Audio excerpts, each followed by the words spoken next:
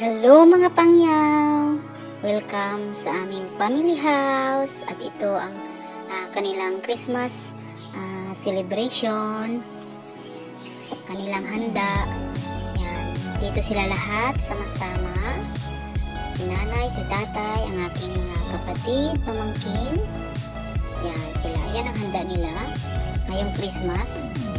Ayan si Nini, pamangkin ko.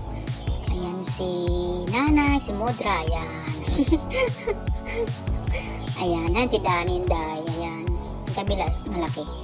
Ayan yung dalawang English speaking kong mga pamangkin. Maglalaro, ayan. Ang cute-cute. Tita loves you. See you soon. I miss you. Ayan. At ito naman yung handa nila nung New Year. Sama-sama pa rin sila. Ayan. At yan, si nanay, si tatay. Guys, New Year celebration nila. Ayan, si Nining, si Mimi, si nanay, si Nini. Yan, mga pamangkin ko kapatid. Saka si nanay, ayan. Thanks God for everything. And for my whole family. Thank you Lord. Ayan. Sama-sama silang lahat. Ayan din, ay bumaba din si April. Ayan din, ayan. Ng New Year celebration nila. Ayan. Mayroon silang pininyahang karni. Ayan. Shanghai. Ayan. Mayroon din silang shrimp. Butter shrimp. Ito naman ano ba ito? Manok at saka pansit. Ayan. Mayroon din silang pansit. Mayroon din silang spaghetti. Ayan. Ayan, kapatid ko si Inday at saka si Efren at saka si Ilipoy. Ayan, bumaba si Efren.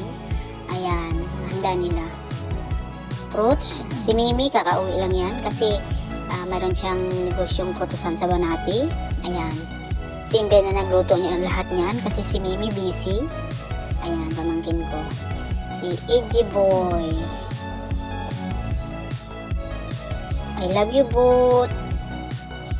Ayan.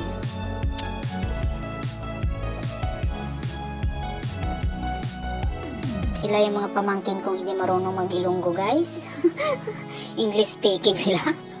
Iwan ko kung anong pinakain ni Inday dito at English speaking.